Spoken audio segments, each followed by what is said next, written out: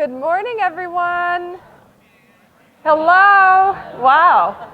We didn't expect a full room, so thank you for everyone who showed up. We're very excited to spend the next 90 minutes with you. I hope you are equally excited and you get a lot of value out of it. My name is Sarah Rapp. I'm the Director of Youth Advocacy and People at GE Worldwide.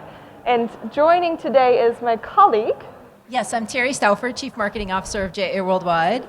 We work together every day, but rarely see each other because we're global and we're all over the world. And we're really excited to make this a true workshop. So it isn't going to be, there'll be a little bit of presentation, there'll be a lot of conversation, a lot of exercises, just a way for you to really get some tools that you can take back home with you. Yeah, and so we obviously define goals, as everyone should, before we do a workshop. So today, as Terry mentioned, is very interactive. So we would want to shift mindsets today in the workshop. We want to showcase how entrepreneurship and community building can lead to a better world overall. We're going to show you a bit how we do it at JA Worldwide, but most importantly, we're very curious on how you do it, wherever you work or whatever you bring with today.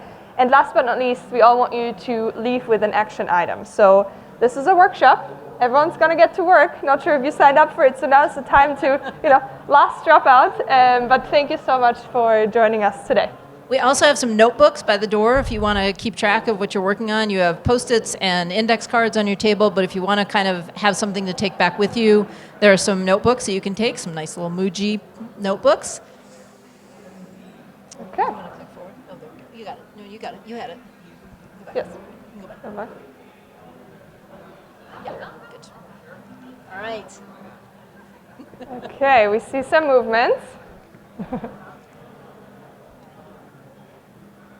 So to kick it off, we're introducing ourselves just a tiny bit because we have a section where we talk more about what we do at JA Worldwide. So as I said, I'm Sarah. I always call myself a global human because I don't know what to say where I'm from. I was born in Germany, now technically live in Austria, but I'm never there, and I'm all over the place and work for a global organization, and I'm very, very, very passionate about youth advocacy, specifically with JA because I started as a student when I was 16 in school, so now I'm a JA alum, and you'll learn all about it.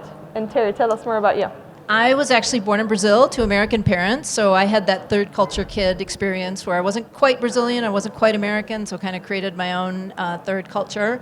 Moved to the US when I was 6 for the first time, and have worked for the last 20 years in youth serving organizations, both Girl Scouts of the USA and JA Worldwide. Okay, so we want to make sure that we set the right intention, right? So we have 2 questions for you to start off with. The first one is, what brought you to this workshop today?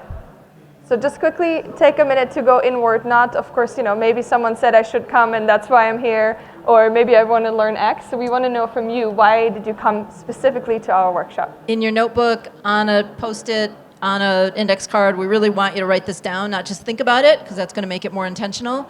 So what brought you to this workshop today, and/or what role do you want to play in advocating for youth? Either one, both, whatever you think.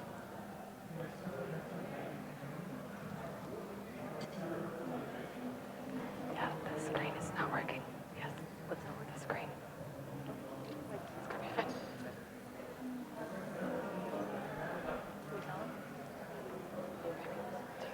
Do you want to do hands and I'll quickly tell them? Yeah.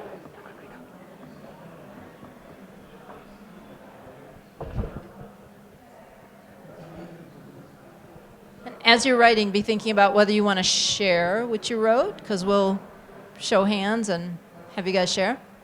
I'll go out with my microphone. Hi, it's me. You can have the front row.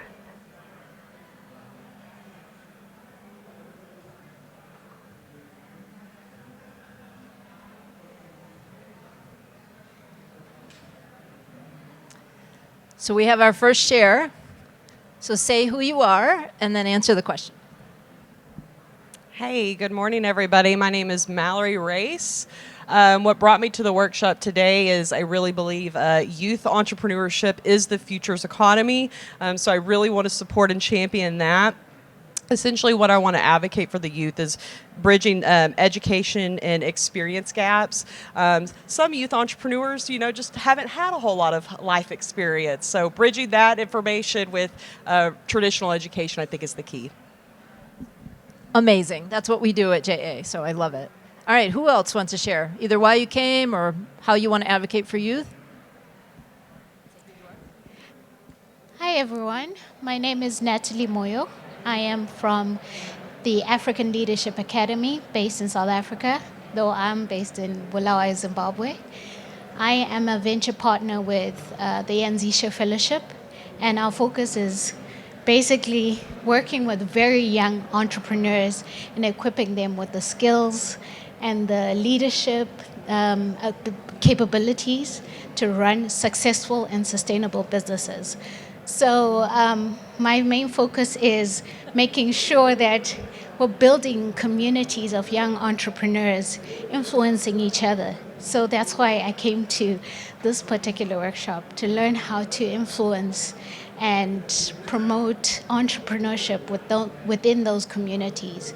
And the second question was? So how do you want to advocate for youth? Oh, okay. Yeah. So my main drive is to make sure that the people around, the ecosystem around the entrepreneurs are actually fostering and helping the entrepreneurs grow into effective leaders. So I want them to have that opportunity to grow and be as great leaders and build sustainable businesses within the communities that they're based in, because that's where the impact is. I love that. And community doesn't just have to be geographic, right? You can have a thriving community where you live, but you can also have communities that are global and that connect you with, entrepreneurship. Anyone else? Okay. Good morning, everyone. My name is Amelia Petenella Merchant, and I'm here. We do, together with my colleague from Curacao, we do junior achievement, so JA. And I have a business where I tutor kids, and we do entrepreneurship. We teach it. So I'm interested to see what are the new things, what are the things that you will be, the community says that is important to look at. And I think it should be a hub. So everybody says that the kids are important and we're passing on information, but we hold the information and we run with it. So I think if you want a better world, we need to pass it on to them. That's amazing. Sarah, do you want to give us an update on? Okay, there it's back. It's back. We're back. We're back. Is there one other person who wants to share? Okay. We'll do two.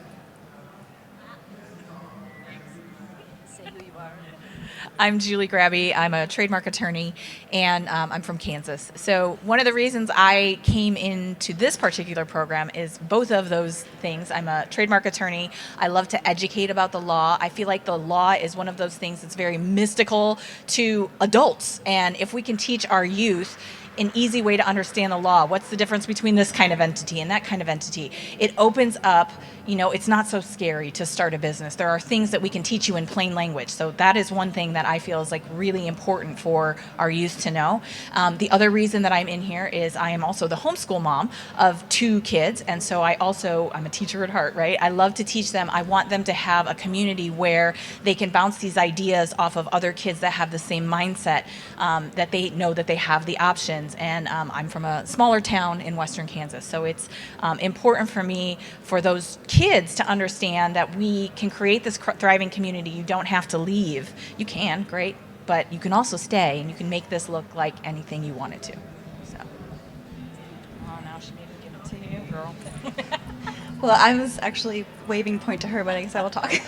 Hi, I'm Raquel, and what brought me here today was actually curiosity. My husband and I just launched a storytelling strategy video creative agency. Nice long way to explain that. But we love helping and understanding the bigger picture and the bigger why, and helping create that communication, especially online, because you guys are doing such great things and having such a great impact. And why would you not want clarity and get that mission out even greater and bigger, and just like really pour rocket fuel on that? And so that's, yes. Amazing. Thank you. All right, Sarah. Okay, great. Thank you for joining, and I love that we have some JA people in the room. Who works with JA, Junior Achievement, is an alum, does Young anything? Enterprise. Okay, okay, over there. Thank you for being the super fans. We appreciate you. Yes. And thank you for being mentors and coaches and all the things that you do. Yeah, so when Terry and I planned the workshop, we thought, okay, we could either have just slides with bullet points saying what we've done and why we do this and all of this, but we thought it would be much more fun to actually start a live podcast. So we are doing I should say, Sarah coined this term. Live podcast just really means a conversation that we're going to have with each other, but I like live podcasts. But live podcast sounds much more fun. Also, everyone is going to be involved. So Terry and I, we're going to ask each other questions, but we want you to look at them. We wrote them here, and then we also want some of you to answer the same questions to make this really interactive, and we want to make sure that we get the very authentic answers, because yes, we work for JA Worldwide, but Terry and I both have a very deep passion for youth generally, and luckily we can now do it at JA Worldwide. Yeah, and you can answer all 7 of these questions if you want, but we ask you to pick at least one. We're going to be a little bit handicapped in that we thought we were going to be seeing them here. We're not, so we're going to be doing a little bit of this, but we can cope. And so we'll go through, and these are questions that we have been asked by a lot of people in our work. We're both fairly visible at JA, and so we get these questions quite a bit.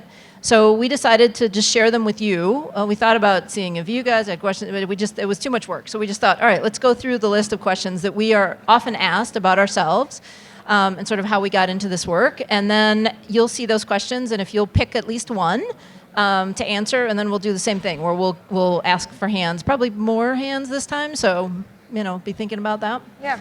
Okay, All so right. we don't have a fancy intro, so just imagine there's the intro of the podcast while we sit down.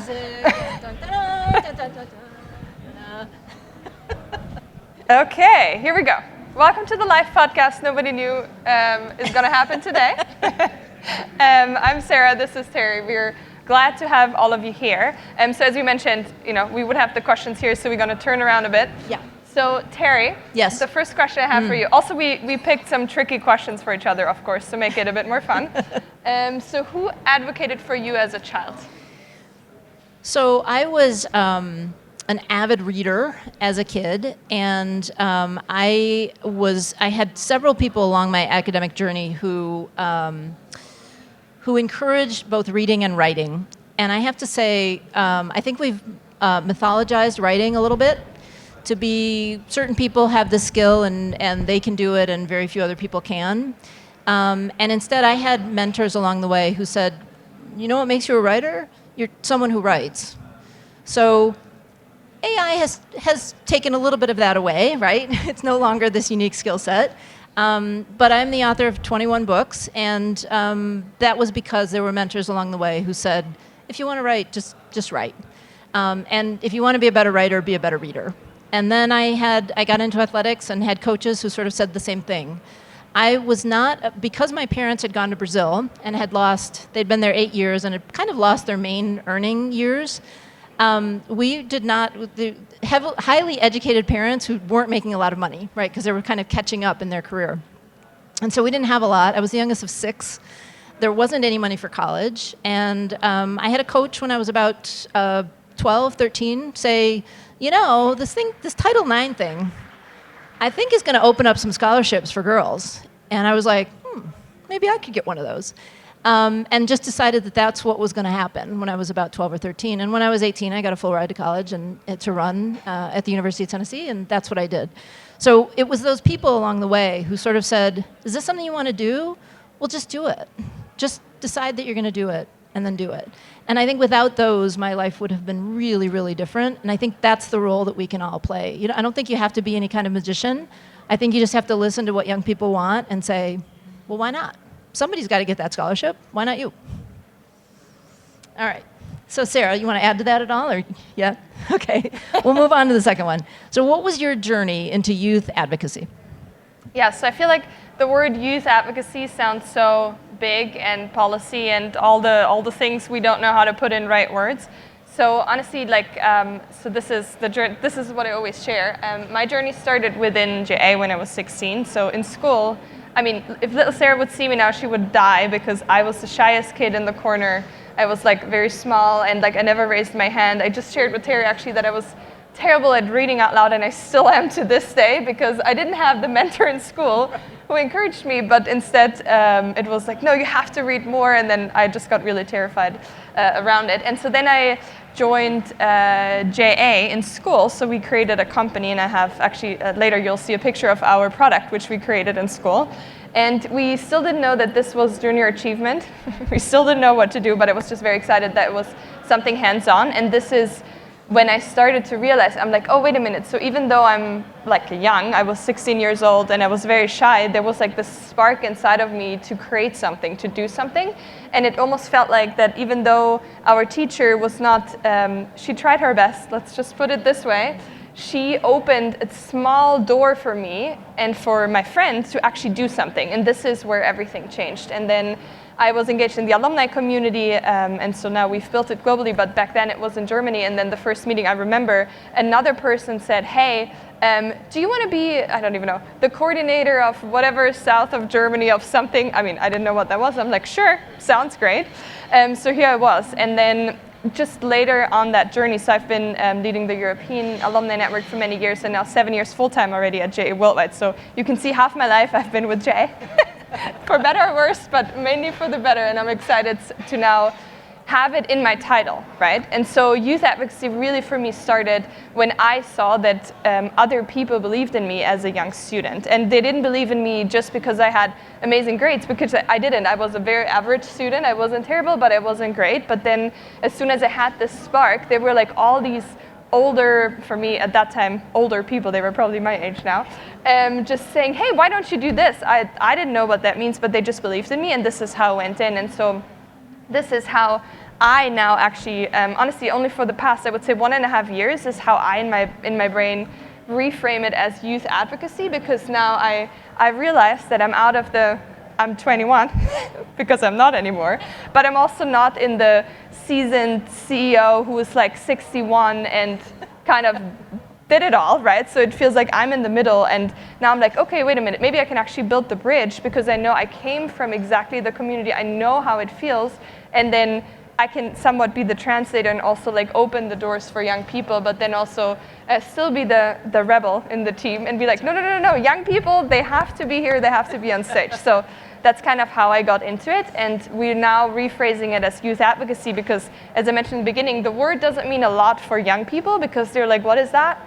But for more experienced policymakers and all of these corporations, youth advocacy is something they can work with, right? So we're trying to rephrase it on 2 different angles, and you'll see Terry and I will share clear examples of how we do it and like how we change the language depending on the stakeholders to make sure that at the end of the day, the young person is heard. That's the most important for us, and it meant so much to me when I was growing up. Yeah, fantastic. All right, one more for you, Sarah. When was the first time you realized that you're a global citizen? Yeah, that is a great, so I think what I would want to start with is that I now realize that I was born in the wrong country. I literally think I was born on the wrong side of the world. So I was born in Germany, in a very German town. Any Germans here? Great. No, so I mean, I'm like, it's been, sorry. I love Germans as well. No, so I was born in a very German environment, and obviously if you've been working with German, it's very strict, it's very structured. There's a lot of great things about this, right? Everything gets done, it's high quality, but I was this little kid, super shy, and I'm actually not very shy. I'm mainly overly excited, but it was just suppressed in this like little creature who didn't know how to do things because I just didn't fit in. And then I feel like the minute I was interacting with young people from other cultures, I realized I'm like, wait a minute, something is different. And so at first I thought it's wrong, obviously, because I got taught like you have to, interacting with more Southern European, you have to be on time. When you grow up in Germany, that was not a thing. But then slowly but surely I realized, I'm like, wait, I think I don't belong to any culture. So if now someone asks me, where are you from? I actually even have a tattoo, just to make it very clear for everyone. It's called Global Human. And I think it was that spark at one of the first meetings we had as a J alum. So it was actually in Germany, funnily enough. So we had the competition. So our students, they go, if they want to, they can have competitions with their companies, they pitch it. And then there was the current Alumni Europe president. She was, 22 at that time. She was from Denmark, Louise, for everyone who knows her. So we were sitting there, I was probably 19. She walked in with her heels, and she's like, hi, I'm Louise, and I'm the president of the European Network. And I was like, wow, who is this person? What does she do? And then, honestly, I actually took over from her the president role. And this is where I realized, I'm like, I am a global citizen. I couldn't define it. I didn't know what that means, but I just felt like so much more connected in rooms like this, because I feel like there's rarely a person from the same country here, and so it really did the spark. And you will hear the JA story over and over, because that's how my life got shaped, honestly. Yeah. I think for me, obviously I grew up in another country. I was a global citizen the minute I was born, but honestly for me, it was the moment I realized that there's no accent I can't understand. And that probably happened after about 5 years with JA, because our colleagues are literally all over the world. And so you're having conversations and Zoom calls and conferences, and I realized that there's just a different way of listening, there's a different way of leaning in when you can, accent just stops mattering. And that was the moment for me when I thought, I'm there, I'm a global citizen. Yeah. Okay. What has your youth advocacy looked like so far? So for me, if you're not from the U.S., Girl Scouts is a part of the World Association of Girl Scouts and Girl Guides and Girl Scouts. And these are organizations all over the world that advocate for a space for girls. A space for girls to learn, a space for girls to be in community with other girls. And I had no desire to be in this field. I was not somebody who set out to be a youth advocate.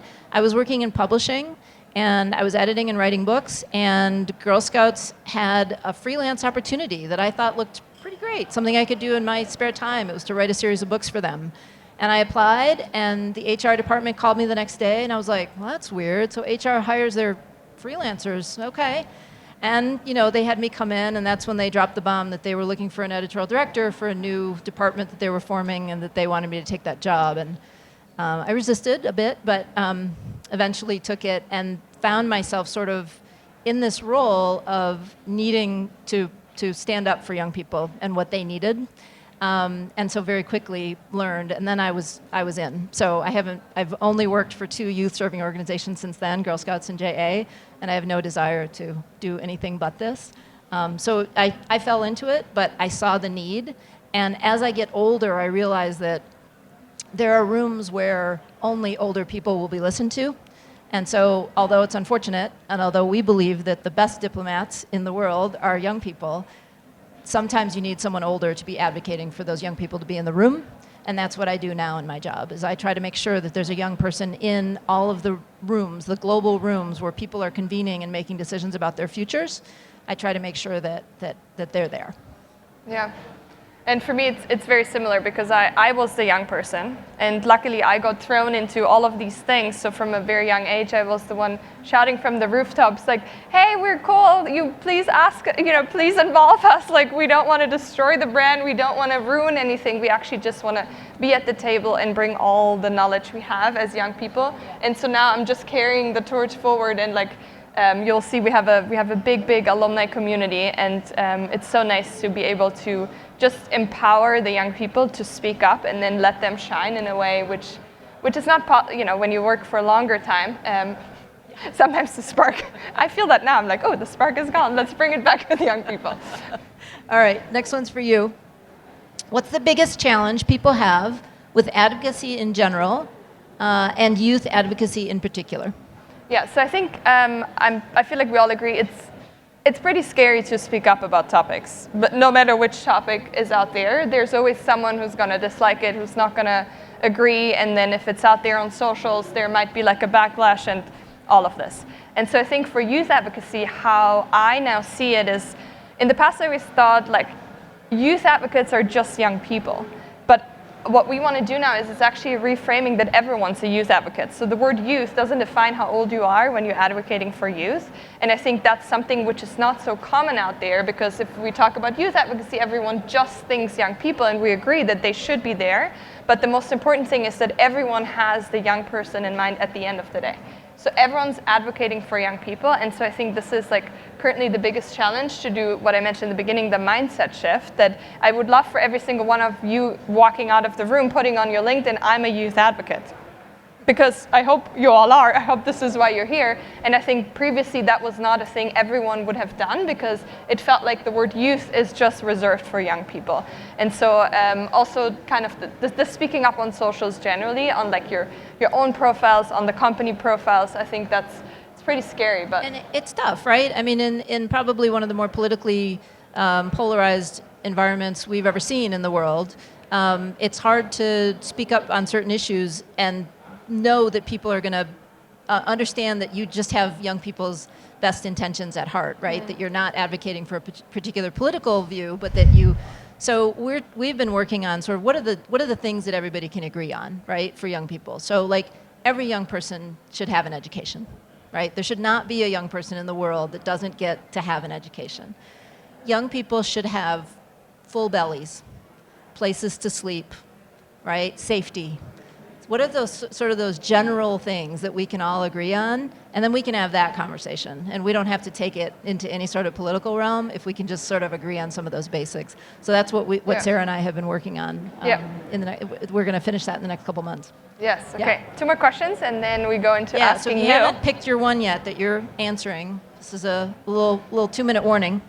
Okay, so because our title was so long and it had all the words possible in it, we thought, a lot of people ask us, so, okay, I love all these words in the title, but how do they actually connect? So what's the connection between entrepreneurship, diplomacy, and which leads then to peace? So Terry, I'll give you that very tricky question. So let me just back up a little bit and explain that we think of entrepreneurship as something that you're going to go into and out of throughout your life. It's not necessarily that you choose an entrepreneurial path and then you're done, right? You may go to work for an entrepreneur, you may partner with another entrepreneur, you may go to work for a big corporation and then come back to entrepreneurship. You may be doing them side by side. You may be working somewhere while you're building your business. And so we think of entrepreneurship and work readiness as really intertwined, right? So we don't really separate the two. Now imagine a community where there's 40% unemployment, 70% unemployment. When people don't have an opportunity to have meaningful work, to do something that they're proud of and that makes enough money for them to keep their families safe and warm, there's going to be chaos. There's going to be disruption. There's eventually probably going to be violence. And so we think that peace starts with people having meaningful work. And that might be through building your own business. That might be through taking over a business somebody else built. That might be through going to work for somebody who has built a business. Whatever that looks like, without that, you can't have peace. With that, you should have peace. You won't always, but without it, you absolutely can't. So I'd start there. Yeah, totally. And you also see, so Jay Wattwhite's been nominated 4 times for the Nobel Peace Prize, which is very exciting. And so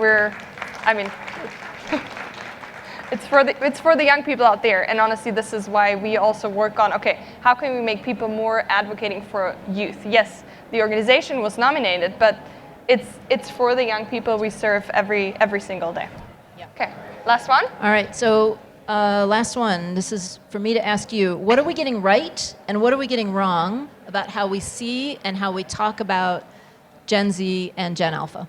I'm very curious about your answer. So I'm millennial, right? So I'm also already I'm like, there's 2 more generations. So I'm like, when did that happen? I feel, I see some people nodding. I'm like, we're not the youngsters in the room. No. So I strongly believe, because I work a lot with our youth, so I'm working directly with our alumni, and most of them are Gen Z and now Gen Alpha. So at least in Europe, and Terry said you hear this also sometimes, there's this they're very lazy. They don't want to invest work into actually making things happen, and then they just want to have time off to have mental health and well-being. So this is kind of the current bubble which is floating around Europe, honestly. And I would strongly disagree, because there's so many talented young people out there, but what they don't want to do is actually burn out and then not being able to do the work. So this is from my experience. They're much more pushing back on like, hey, let's do project A and let's not do project B, because there's just so much energy in a body and I can't deliver it all. Versus, for example, when I started, I just pushed through it all, and then I figured, I'm like, oh my God, I went through the point of, and now I have zero energy, I'm not sure how to do it. So I think this is the biggest misconception. What I feel is happening, that Gen Z, from our perspective, is like running to the one side, and then Gen Alpha it's with all the generations, they're coming in and then they're picking up all the pieces, which are, then they're all coming together. So that would be my take. Yeah, I think one of the things it's a little unfair of how we think about Gen Z and Gen Alpha is that we think they're going to save us, right? So boomers and Gen X and millennials are like, it's all okay. We got these young people, they're going to come in, they're going to make it all right. And while I do believe that, I absolutely believe that, it's not really fair to them. It's a lot to put on them, right? We get to sort of mess up the world and they get to come in and make it all better. So I wish we would talk about what we can do to make their vision come true versus what they have to do to live in a different kind of world. The thing that I think we're really getting right about them is that I love that so when I came in, I was like, third wave feminism, right? So I was coming of age. I graduated from college in 1989 and joined a Japanese corporation, multinational corporation that was that employed 10,000 people. And I had majored in engineering, whole different story. But I was the first female engineer ever hired at this huge Japanese electronics company. And I worked entirely with men. There were a few women in purchasing, there were a few women in HR, but I worked in a facility that was 90% men, and I was just supposed to be like them. That was the idea. You played cards at lunch, and you spat, and you grunted and stuff, and that's what you did. And so that's what I did. And nobody would have been okay with my not doing that. And I think then, and I'm Gen X, so then I think millennials were like, hey, I want to do things differently, but got a lot of pushback. And I think what I really like about younger generations is they're saying, I don't really care what the rules are. This is the world I want to live in. This is the way I want to do it, and I'm going to make sure that happens. And if people don't like it, I'm going to go start my own business. Or I'm going to go live in a different country and do it there, right? And I really love that for them. And I think, again, our job is to see if we can help them make that happen, right? Yeah. All right. Okay, so pick your answer. You can answer all of them if you're, really studious, or you can just answer one, and then we want to hear from you. Yes.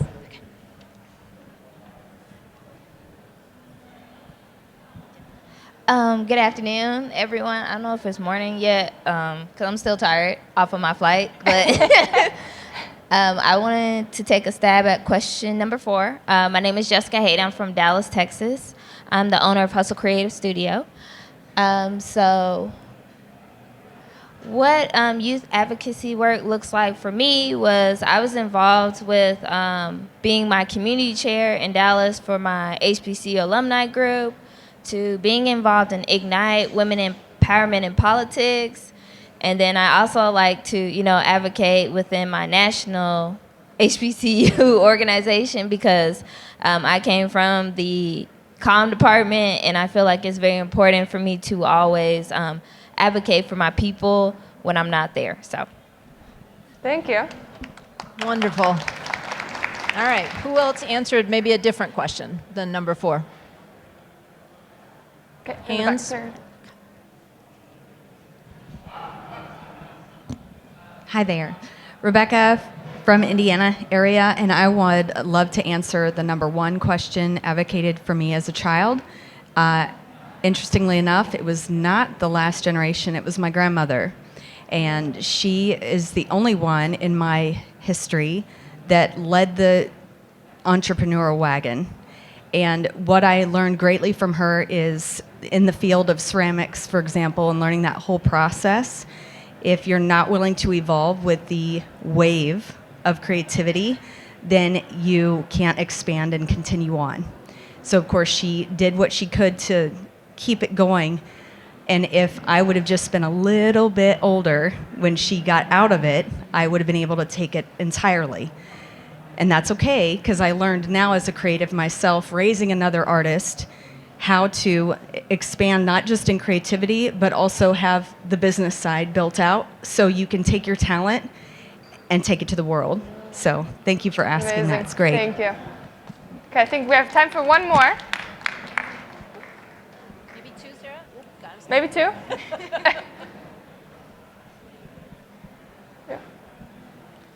Thank you. My name is Mabo Benenedziwe. I'm Director Youth from the Ministry of Youth, Sport and Arts in Zambia. I'll take question 2. What was your journey into youth advocacy? So all the jobs that I've had within the civil service, I've worked with young people. And so first, at the very juniorest of my positions, I realized that it was so difficult to advocate for young people, to speak for young people, more so that at the time I was young. And so it was very easy, well, I'm still young. It was very easy for people to misunderstand my desire to want to advocate for young people. But then I realized that as I went through the ranks, until the rank of director now, I found that with my position, it's much easier to advocate for young people because I am passionate about young people and my role is to empower young people. And so what I have done now is use the spaces that I find myself in, my seat on the decision-making table, influencing the right policies, the decisions that I make to save young people, and also realizing that we can't continue to sit in spaces where we are deciding for young people without them. So then I have been deliberate about creating these platforms and opportunities where young people are part and parcel of all the decisions that we are making, and also realizing that most of the people that are in entrepreneurship, especially in my country, they are young people. So I've leveraged on my position also to ensure that opportunities for entrepreneurship and just linking and connecting young people to viable business networks is done. Thank you. We're going to go to our youngest audience member. Yep. So if you just say your name and where you're from. I'm Teddy Ortmans. I'm from Washington, D.C. I'm going to answer question 6. So, how entrepreneurship, diplomacy, and the youth are connected. And I think it's really about how both diplomacy and entrepreneurship are things that have a huge impact on the youth. Diplomacy, the future of our government, and the governmental policies that will affect us in the future.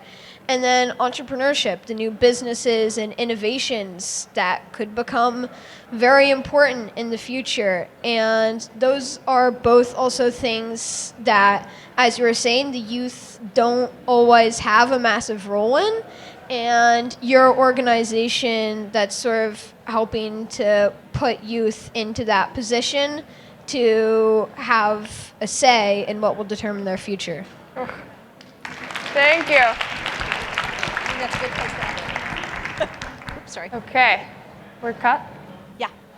We will take questions after, There'll but be we more. have a lot more to go through, and we want to make sure that you get all the workshop parts in it as well. So therefore, we now have a special guest with us because you've heard a lot from us, and we wanted to make sure that there's more people here, and we would love to welcome to the stage the CEO and president of GE Worldwide, Ashish Advani.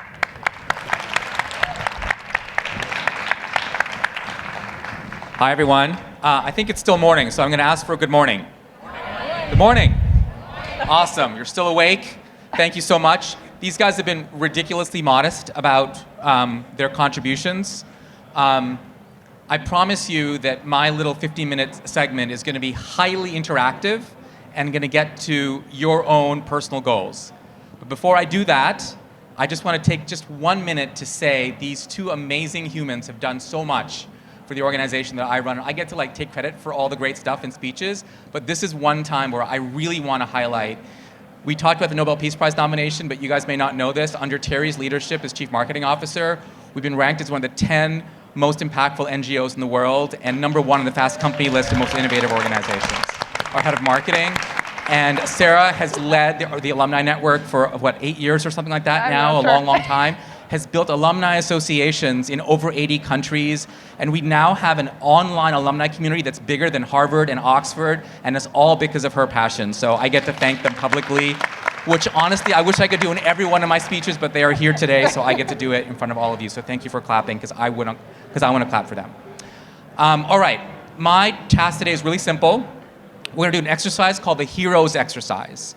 We do this with our board members around the world. We do this with our volunteers around the world. We do this with the young people we serve and our alumni. And I love doing it. I've done it for hundreds and hundreds, maybe even thousands now of people. It makes me happy to do it. I get to do it with all of you. It's really simple. Take a few minutes. The first question I have for all of you is to get one of these little pieces of paper in front of you, or some piece of paper, and I'd like you to write down the name or names of 1, 2, or 3 people that you consider your heroes. Really simple question. 1, 2, or 3 people that you consider your heroes. I'm going to tell you mine to give you an example of what we're looking for. In addition to writing down their names, I want you to pick 1 or 2 qualities about them for why you pick them as your heroes. In my case, the first one is my father. I'm guessing many of you are probably going to have some family members, but not necessarily. Hi, Jorge. So for me, one of the reasons my dad's my hero is he's incredibly hardworking and industrious. He wakes up super early in the morning. You know, he was a refugee from India and lived in a refugee camp, and then came and built an identity for our family. He got hired by IBM, which in those days was like, still is, by the way, it's a great company, but particularly in those days, it was pretty cool for a person from his background to get that opportunity. And he's just incredibly hardworking. My second hero is Richard Branson. I sold my first company to Richard Branson. I'm an entrepreneur like many of you here. And I had this amazing experience in my early 30s to have my company bought by him. And I learned from him how to empower others to be incredible leaders. He is one of the most amazing entrepreneurs and leaders because what he does, most of you don't know this about Virgin, but it's structured really as a venture capital firm where he gets management teams and he gives them money and opportunity to build amazing businesses in his name, and then we pay him a license fee for the brand. Really amazing entrepreneur, and what he did really well was he empowered other people to become great CEOs and great leaders. The third one on my list is somebody who you guys haven't heard me talk about, actually. Another CEO of another nonprofit called Kevin Frey is his name. And his nonprofit, which he runs, is part of UNICEF. It's called Generation Unlimited. And one reason I look up to him as a leader is he brings youth to the table. He is a CEO youth advocate. So he brought young people to be on his board, just like we now at JA have brought young people to be on our board. One very specific thing that all of you can do to be youth advocates is to bring youth voices onto boards. It changes everything. You can't slow down with a young person. They will call you out on your pace. So having young people on your board makes everyone go faster. And so I look up to Kevin because he's a CEO youth advocate. So those are my 3, my dad, Richard Branson, and Kevin, for those specific reasons. So if you could just take a minute, I'm going to give you a proper 3 to 5 minutes because this is an important question. Write down 1, 2, or 3 people who are your heroes and 1 or 2 qualities about them for why you picked them. Thank you.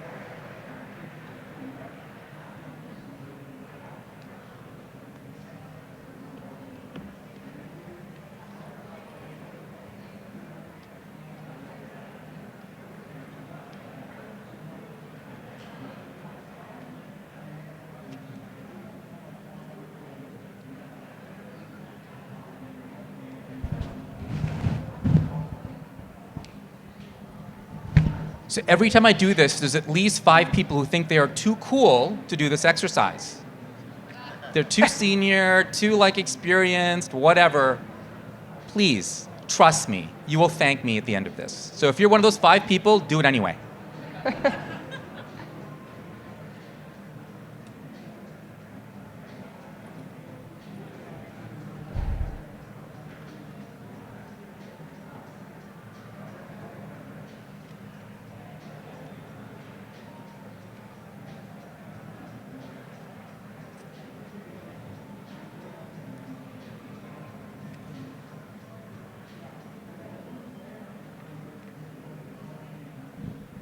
Okay, 1 more minute.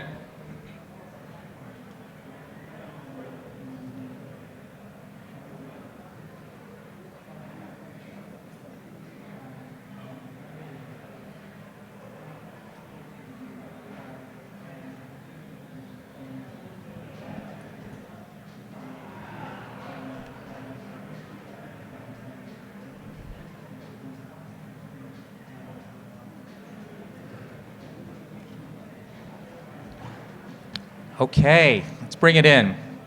I know you could probably take even more time on this, but we're going to move quickly today.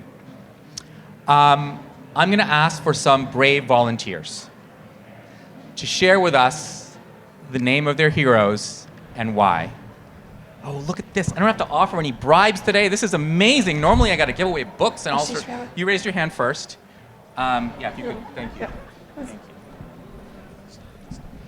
Hi, I'm Rochelle Forrest Hankins, and my first hero is my mom, and she raised me that I could do anything. Aunt Dell, she was a nurse by trade, and I'm a nurse by trade, but she ran the mental health in our state of Indiana, but she also had balance of life at home, and she also ran like youth hockey. And I thought even as a young child, I knew that I wanted a holistic life, and I actually made lots of choices based on Aunt Dell. And then Jim Van Voris. I was a nurse in a local hospital and just on a floor, and they were looking for someone to develop the community. And I went and interviewed for this job. I didn't have a master's degree yet, and I told them exactly what needed to be done, and I was given the whole plan, like 3 pages of why people would want to join the hospital and how do you do recruitment back in the days when you didn't have RNs, OTs, PTs, and doctors. So Monday I got offered the job. I was like, oh, except I had to go back to school immediately. And they're like, oh, I didn't want the job. I just wanted to tell you what you needed to do. Best decision of my life was to take it. But thank you, Jim Van Voris, who's all 3 are in heaven, and I'm grateful. Thank you.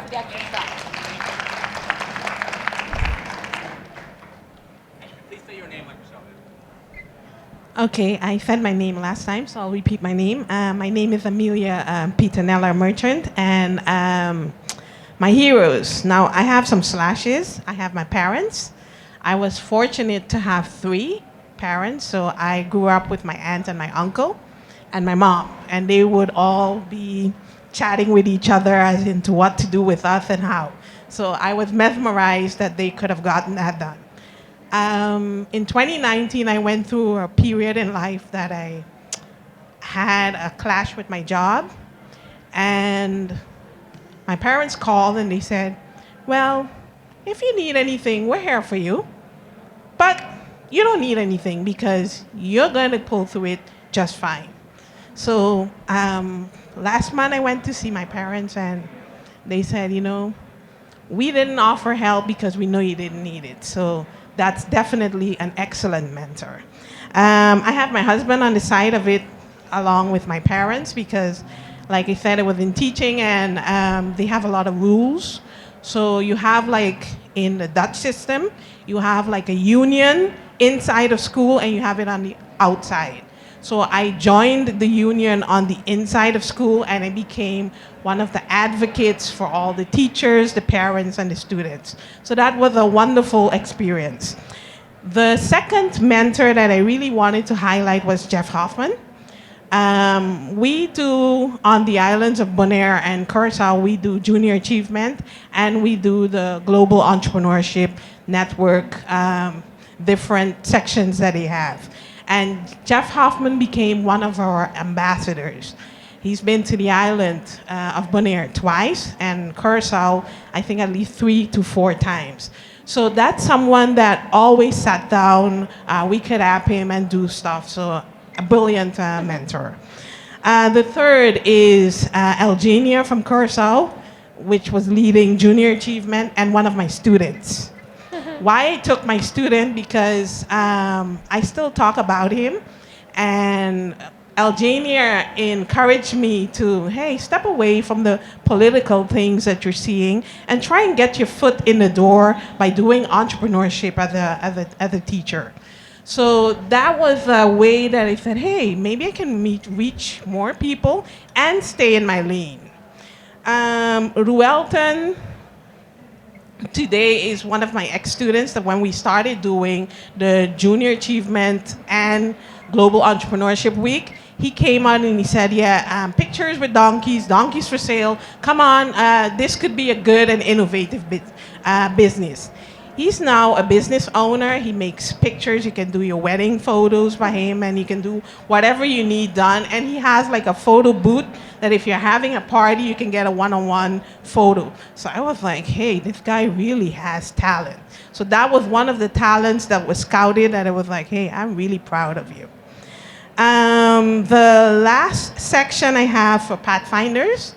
I'm the youth leader for the island of Bonaire for the Pathfinders. So everything else falls underneath. So you get the Pathfinders. I'm Seventh-day Adventist, and then you get the Pathfinders and Adventurers and those type of things.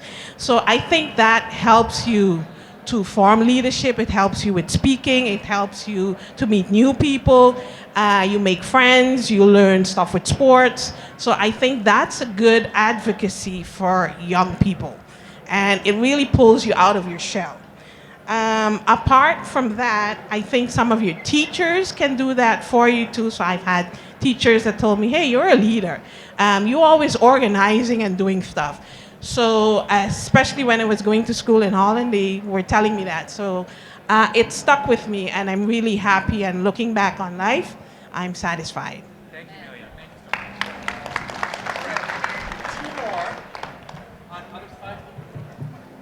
We got this over here. Thank you.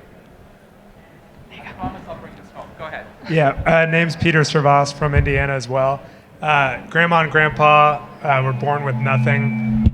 Grandma went to New York in her 20s in the 1940s to start a business. Met my grandpa, came back, had a kid, decided to go to medical school, was the only female in medical school. They started 69 businesses in their life, ups and downs, wow. Craziness, awesomeness. And then Mark Hill was an advisor that when I built my business was going to sell it, but my partners wanted to sell it, I didn't want to. He said, I'll write you a check tomorrow for $5 million to buy them out. So those three people all were inspirational, persevered through hard times, and unique thinkers. They thought about things differently. Perfect. Thank you so much. I appreciate that. All right, one more on this side of the room. Okay, here we go. Thank you, thank you. Thank you, Rebecca from Indiana. My grandma that I mentioned earlier for her resilience and encouragement as a child advocate that she was with me. My second is Robert Ballard. He is the founder who found the Titanic in the Atlantic. So I got to meet him when I was 5 or 6 years old, and he made a huge impact on that the world is not that small. Jerry Guionis, which is a world-renowned photographer from Australia, and I chose him because of his qualities in communication with my clients and how he makes sure that everyone knows how beautiful they are. Oh, I love that. Thank you so much, Rebecca. Okay. Ooh, that's too loud. So, now it's my turn. Let's see if this works. Okay, Rebecca, I'm going to start with you and go backwards. You are a resilient person. You are somebody who sees the world as not being small. You are somebody who's a great communicator. And you are somebody who always looks for the best in others. Okay? Did I get that? Okay. Peter, you are an entrepreneur. You are somebody who is a builder. You are somebody who perseveres through hard times. Did I get that right? Okay. Please clap for Peter. Now, this gets a little bit harder in your case because you had like 14 heroes. So let's see if I can get this. I took copious notes because you took a whole page. Here we go. You are a great mentor for others. You are truly a youth advocate. You're also somebody who's an ambassador and somebody who looks for teachers, parents, and students to advocate for. Did I get that right? Awesome. Rochelle, all right. I know I'm going to nail this one because I think I already see this in you. You are able to bring a holistic life and create balance between life and work. You are somebody who really also wants to build community. Thank you so much. So you see what I did there? Now the punchline here, and I hope you can all do this. I wish I had time to do this for all of you. If you scratch out the name of the hero and you focus on the values and qualities you've picked, those are your personal values. Those are your personal values. If we asked you to do an exercise to write down your personal values, I don't know about you, but I would find that very hard to do. It's very hard to just come up with things that you really find meaningful for your own life choices. And I think people struggle with that all the time. This little exercise, it's a bit of a design feint, as we call it, a bit of a trick, to trick you into articulating what things that you actually value.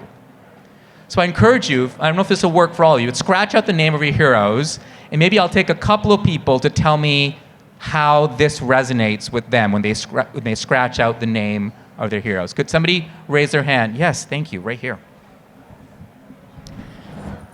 Good afternoon, I'm Cheryl Harrison Lee, and I am from Overland Park, Kansas. And I would agree. As I sat and looked at my list and I take out the names, what I heard was resilient, being optimistic, and always being prepared. Does that work for you? It works for me. Awesome. Thank you so much. Anyone else want to share? I think there wasn't anyone who raised their hand. There we go. We'll get somebody on this side. Thank you so much for raising your hand. Hi, good afternoon. I'm Cardell Ferguson of Barbados. So based on my heroes, I am determined, I have a strong work ethic, and I am hardworking. Thank you so much. Thank you. So, oh, Jesus, so loud. So I've done this many, many times. I know Sarah has too. We've actually included it in the book that we wrote called Modern Achievement, which has this exercise amongst a few others. And I'll tell you, this is a great way. Please take this, feel like you own it, do it in your own communities, because it's a great way for you to help your community, your organization, to identify how personal values connect to organizational values. And we have a story to tell about how we've done that, right? Are you going to share this, or should I share it? Okay, so we did this exercise at our equivalent to this event, our global leadership event. And if you could imagine a room, if you could, with leaders from around the world who work for JA, a bit like Jorge and a few others who are here, who were at that wonderful event, and Mamuna. And we had a chance to individually identify our personal values, and then Terry and the team had put our organizational values on big banners on the ceiling, huge banners. And we asked everyone to look up at the ceiling, and what was this amazing moment was when people could find in their individual values a connection to our organizational values. And for me, it was such a meaningful moment because it was the time when people felt so connected to the importance of our work because it fit with their own life purpose. So I'll tell you, when you do this with your own organization, it's a high likelihood, if you have the right people working with you, that they're going to draw those connections on their own. So for us, that was just a really meaningful moment. All right. Back to you. Thanks, everyone. Thank you, Ashish. I've been through that session twice, and I cry every time I do it. All right, so now Sarah and I are going to share just a little bit of additional information. I'm going to talk a little bit about storytelling. No, I'll do it this way. And then I'm going to introduce Sarah. These will just be quick. Hopefully there'll be some good notes here that you can take with you. So if I were telling the story of JA, I could do it this way. And we do sometimes. I could show a bunch of numbers. I could say that last year we reached almost 20 million young people. We, work with 750,000 teachers, educators, and mentors. We're in 110,000 schools, and we've got staff all over the world. I could do that. I could talk about our global reach. I could show our 6 regional operating centers and show sort of their individual reach and talk about the different ways that we call ourselves in the JA network. I could show our top learning experiences among those 3 pillars, entrepreneurship, work readiness, and financial health. And I could maybe talk about each one and talk about how they're different and how they're the same and how they all come together under one umbrella. Or I could talk about the learning pathways, the sort of the bigger picture, inspire, prepare, succeed, the 3 ways that we reach young people on their educational journey that ties with our mission. I could even go through some of the skill set and mindset that young people learn in our entrepreneurial path and our entrepreneurial pillar, and then I could talk about work readiness and financial health as well and show those. Or I could talk about some of the things that you've heard today, the 4-time Nobel Peace Prize nomination and the top 10 NGOs and sort of some of the ways that we organize ourselves. But, and these are the values that Ashish was just talking about, this is how I like to talk about JA. I like to talk about a young person. And I'm not saying that you have to do that exclusively. I'm not saying you can't tie it in with all that data. I personally believe the story first and the data later works better than the data first and the story later, but to each his own. This is Azad Ali. When he was 12 years old, he was living in Kurdistan, which is a geopolitical region. It's not a country. It takes in parts of Turkey, Iran, Iraq, and Syria. His family was being persecuted, and they had to flee. And they didn't flee for a couple of weeks or a couple of months. They fled for years. They went from country to country to country for years, trying to find a home. They eventually made their way to Sweden, where he found that for the first time in his life, the things that he was interested in were available to him. And he started doing some woodworking. And he started kind of getting into electronics a little bit. And he put that together and he started building these beautiful lamps, which he's holding there in his hand. And he was just making them for family and friends as, you know, they started to build their home and they knew other refugees and immigrants who were building their homes. He started building these for people. And then he found JA in Sweden. He was 17 and he heard about this opportunity at school and he went into it and he was paired with a team and he said, hey, I've actually got a product that maybe we could build a business around. And so they took his design and the staff around his student staff did the marketing and did the communications and did the logistics and all that stuff. And then they went to their Company of the Year competition that Sweden has every year. And it turns out that the Minister for Innovation was there and bought 2 of them and put it on social media. And you can kind of imagine what happened next, right? He was invited to the palace, and he has said in later interviews that he had never met a government official because government was so opaque to him. And suddenly he was at the palace and sitting at a table with the prince. He got to have conversations with celebrities and political leaders and business leaders in Stockholm. He then went on to continue that company. It's now called AXD, which is Azad's Exciting Designs, AXD. He has premises, he has 6 employees. He does not only furniture design and lamp design, but he also does things like this. He'll come into a conference and build it out. It's a very, very successful company, and it was all because of JA. So there's the difference. Which one tugged at your heartstrings, right? And it's more than heartstrings, it's also the brain. Because here's what's happening as you're hearing stories. Stories trigger oxytocin and dopamine, and that helps your memory process and remember better. So you're going to remember Azad's story far longer than you're going to remember how many schools we were in JA. Anybody remember that? How many schools we're in? Yeah. No. The listener's brain also, this is amazing, starts to mirror your brain as you're telling the story, so you are just clicking together. Neural activity increases 5-fold when hearing a story versus hearing facts. And then all sorts of stuff is happening in the brain. You got right and left brain engaging at the same time, the prefrontal cortex lights up, the deeper brain starts processing the information in the story. There's so much going on. It's not just about heartstrings, it's about brain strings. Right? It's tugging at your brain as well. So we're not saying you have to do either or. We're saying you need both.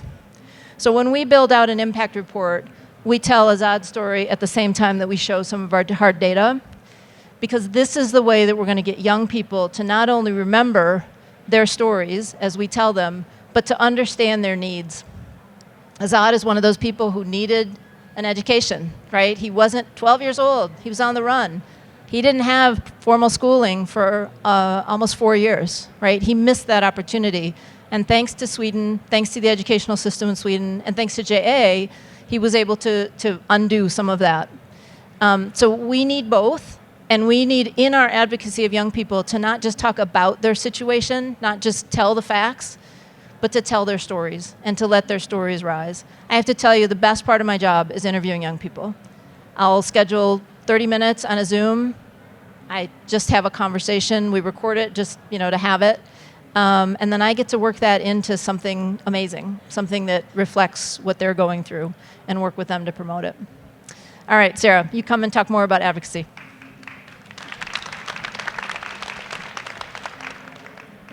Okay, favorite part begins now. How do we activate young people? So while Terry does the incredible work to put it in nice papers, which again, from the beginning, is then sent out to policymakers, to CEOs, to partners, to make sure that we get funding in to actually support young people. On the other hand, the question arises every day in my life, but where are all these alumni? You saw we have like 19 million student experiences, and when I started, Ashish told me, he's like, so Sarah, can you find all of those and we just put it all on our community platform? Everyone will be overly excited to join JA and everything is going to be magical. So 8 years later, we do not have the 19 million on the platform. However, as Ashish mentioned, we have a big portion of alumni who want to engage with us and who want to give back and who want to do all the things, from donating back time, building something, and honestly just creating thriving communities out there. But this is how I started all the time. I'm just the one person, but I want you to meet some of our alumni, so I'm not sure if I might need some help for the video. But here is a message from our alumni from Europe for all of you.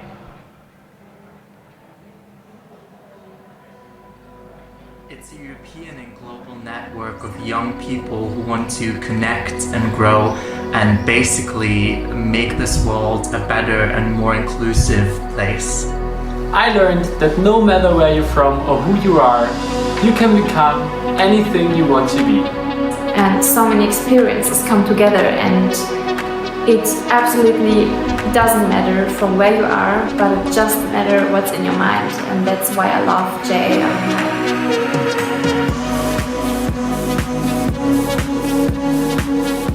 I really felt like this set of activity and how we evolved in JEA programs was something I really liked, and I wanted to keep going doing those activities. You really learn to step out of your comfort zone, and you really get the chance to try out so many new things you wouldn't do otherwise. You can find friends for life, and you get so many impulses that can change your life. Those alumni are far more than colleagues. They have become real friends. I couldn't be happier being part of this crazy and amazing alumni family. It creates a platform to engage and to grow, because that's what we do. In this network, we grow. Ich bin Ragnar aus Deutschland. Ich bin Elis. Mein Name ist Diana. Mitt navn er Frelst Omgunsen. Ich bin Marco aus München. Ich bin Vivian Lisoki. Jsem Katka z České republiky. Ich bin Michi aus München. Ich bin Johanna aus der Schweiz. Join us. Join us. Join us. Join us. Join us. Join us. Join us. Join us. Okay. This was just the example from Europe, but I'll show you some more pictures later. So as I mentioned in the beginning, this is how I started. This was the product in school. And so I went from this to now somehow trying to grab 100 million young people to join the force of JA and have them advocating for us. So we did a lot of campaigns, and I'm going to share some with you because I hope they will be valuable for you to replicate, to join us, literally what they said, to do it together. So we did one which was called Youth Voices, where we had conversations, over 200 alumni. It was 90-minute conversation. We collaborated with the MIT Center for Constructive Communication and Cortico, and then we got transcripts of all the conversations, and then we did highlighting. So we actually found out what young people would want, and that informed us for our strategic plan for the next 3 years, for example. And I have some voices here, what came out of the conversations. Oh. Can you try to click on this little box here? This one?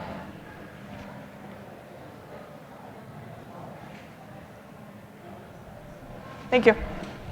From all around the world, like Dubai, Brazil, oh my God, I'm from a small island in Europe, and it's so amazing that we can talk about our future, talk about our J experience. That's amazing through a screen. we're all very passionate about JA's cause and that there are a lot of people working towards this common goal of making sure that everybody has the opportunity to learn everything that we learned from JA. And I think knowing that there are people working towards the same goal makes my heart very full. Okay, so we will talk a lot about thriving communities at JA because we wanted to share the stories of the individual, but what's really important for us is that after they graduate from any JA program, that they take it further. So actually, if you see our logo, it's 5 birds, and the top bird actually represents the student who goes out there and then influences more people with the skills they've learned. So what we have for our alumni community is, as I mentioned in the beginning, we have a hub. We have a home for them. We have a digital place where all of them can connect, because as much as we would love to bring them all together, we all know that this is not possible all the time. So there's an online space for all of them to come together. Then we have something called an Alumni Leaders Academy. So this is very close to my heart because I grew up in the network being a president at the age of 23. And I always share this, my first gig as the president was speaking in front of the European Parliament. I mean, who knew that this would be a thing? So what we created is actually roles for alumni. They are volunteer-led, where they can lead their alumni communities. And now we created an academy out of it. So each and every single leader, from Zimbabwe to Singapore to everywhere around the world, they feel like they're part of an academy. And so this creates the community, which makes them really excited to share it out there. And we see a lot of great cross collaboration.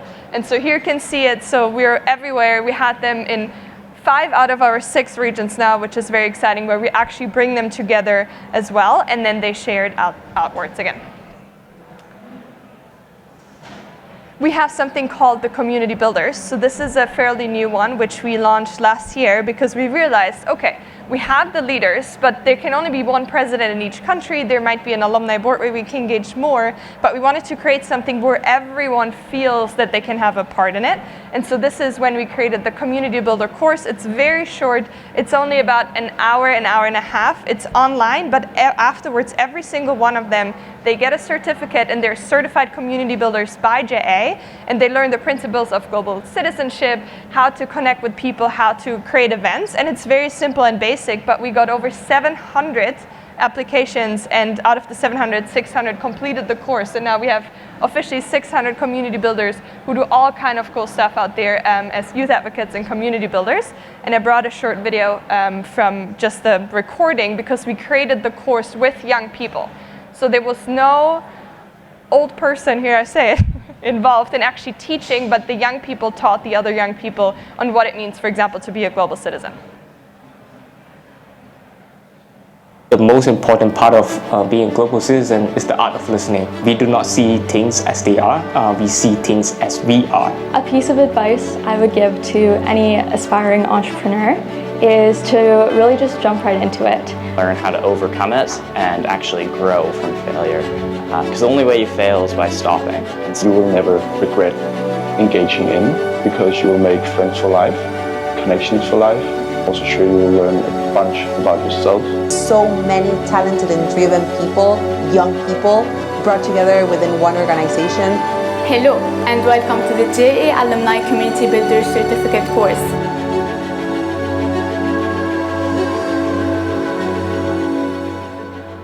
Okay, I know we're running out of time, so if you have any questions, I'll happily share. You can also get access to it and just look what we've built. It's very short, and the most important thing we found out for young people is to give them a title, a thing, something they can share with the world. Because in any organization or in any normal job, they won't get whatever certification, but everyone's just asking for it. So we now do it actively to give them certifications, to give them micro-credentials for them to actually promote themselves in a better way so they can have better access to jobs, they can get better job interviews. So this is how we kind of bridge the gap. And last but not least, this is what I mentioned already in the beginning. This is, you can see it here, youthvoices.org. When you heard the quotes in the beginning, so on youthvoices.org, feel free to check it out. There's all the transcripts of the conversations. You can click, maybe you can find someone from your country, you can see their pictures and hear what they said to specific topics. And we're very excited about this because it's so tangible and you can find a lot of different voices out there. Okay, and this is our vision and why we do all of this. So we do it because we want young people to have the skill set and mindset to build thriving communities. And I'll bring Terry back up for one last exercise. Okay, so this is where you guys are going to get a chance to build, to determine what you're going to do next. Okay? So Sarah, can you just move it forward one? All right, so you're going to, once again, choose one or two or three, and you're going to put these down in your notebook or on a Post-it or on an index card, but you're going to write it down. What's one thing that I can do in the next 30 days to advocate for youth? One thing I'm going to do is fill it in. Number 2, an invisible way I already help build peace and global fellowship is. How is this going to help you in the future? You want to keep doing it and maybe ramp it up. We want to make sure that the people who are already serving as youth advocates are not feeling like, well, I'm done, check, move on. Like, there's always more that you can do. You can lean in deeper. And then the 3rd, if I knew I couldn't fail, I would, what would that be? That might be something personal, and then tie it to youth advocacy. I might build a business that would mentor young people and bring them in, whatever that might be, right? So choose one. We'll give you a minute. And then, Sarah, you want to go out? Yeah.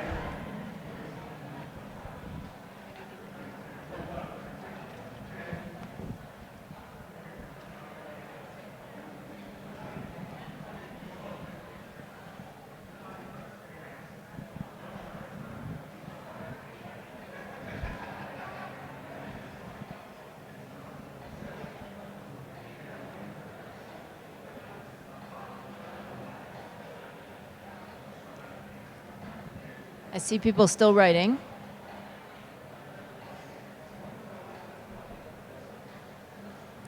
All right, who wants to share an answer to one of these? I'm coming. Sorry. Hello everyone, my name is Kashi Ross. I am from Wichita, Kansas, and one thing that I can do in the next 30 days to advocate for youth is to suggest adding the addition of youth onto a board for a nonprofit that I serve for. I think that that's something that's very vital, and I think that is something that could really help with, taking that organization to the next level. Fantastic. Amazing. Yes, thank you. Dion Bruce, my name. My wife and I started an NGO last year, and we started because we had some of our personal money that we used to help children that didn't saw a future. So we said, you know what, let's start an NGO and structure it and put our own money into that. That's one. And 2 is get funds to have projects started for youth. So we did 2 already this year, and I want to continue that. So that's the number on 2. Thank you. Wow. Congratulations. Yeah. I'll go here and then I come back, okay?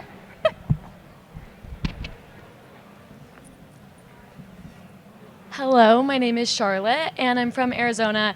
I work for Arizona State University's Center for Entrepreneurship, and in the next about 2 months, we're hiring 6 student fellows. So I think a way that I can help advocate for youth is give them anything that they need to succeed and help and make sure that when they graduate, they'll be able to get a job and really help them get their skill sets that they'll need in the world. I also co-founded an organization at ASU called Devil Dogs, and we help students get involved with local shelters and foster animals or rescue animals.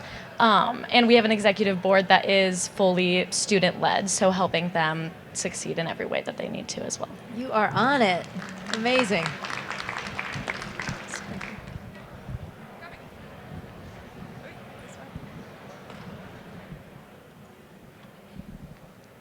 Thank you. Hi, I'm Hunter Beal. I run a nonprofit called High School Hustle, local in Indiana. And the one thing that I can do in the next 30 days is to make as many people aware about the money we're giving away. Funny enough, this summer for high school students, we're giving away $100,000, which is pretty insane. For high school students in the state of Indiana, next year we want to go national with $1 million. And all we're advocating is for high school students to start businesses such as as lawn mowing, gutter cleaning, power washing, girls doing hair, nails, food catering, to ultimately them to learn by doing. And that's what we've done through 30 schools in the state of Indiana. We want to go international next year with $1 million. And it's just to advocate that we're giving this money away to the top 10 hustlers with the most revenue to help them out, to learn by doing, to start that lawn mowing business, to just be an extra motivation for them to get out there and start doing more. You can visit us at highschoolhustle.org, but my goal is to advocate and push as many high school students to start creating these businesses. The Warren Buffetts of the world, Mark Cuban's, all started with this newspaper route. And ultimately, we can plant a seed for the tomorrow's next generation by getting them to do. Love it. And I would say the boys can also do hair, nails, and catering, and the girls can also do power washing and lawn. Yeah. Last one.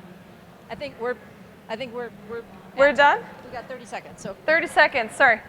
Thank you everyone for okay. I'm Mamadi Sawadgo. I'm from Burkina Faso, where I created a school for entrepreneurship. And in the next 30 days, I would like to create an entrepreneurship vacation for youth in order to help them to have some tools to create businesses. Thank you. Thank you. Fantastic. Thank you so much for coming. It's a pleasure to work with Sarah in person. We don't get to do that very often. And thank you so much for coming and spending your time with us. And we want to take a selfie, so I'm going to pull the Gen X. With our contact info. Yeah. Yes. So everyone come to the middle, and then we're going to take a selfie, okay? If you want or not. Everyone's like, oh, God, here she goes. Really? Yep. Okay. Yeah, we'll do this one. Okay, so also, just pretend you had fun, okay, even though you didn't. This is going on socials. Okay, let's see. Sarah, where do you want me? You want me down there? It's fine. Okay, this is 0.5, so it should work. Okay, ready? Smile, hands up. Okay, thank you guys.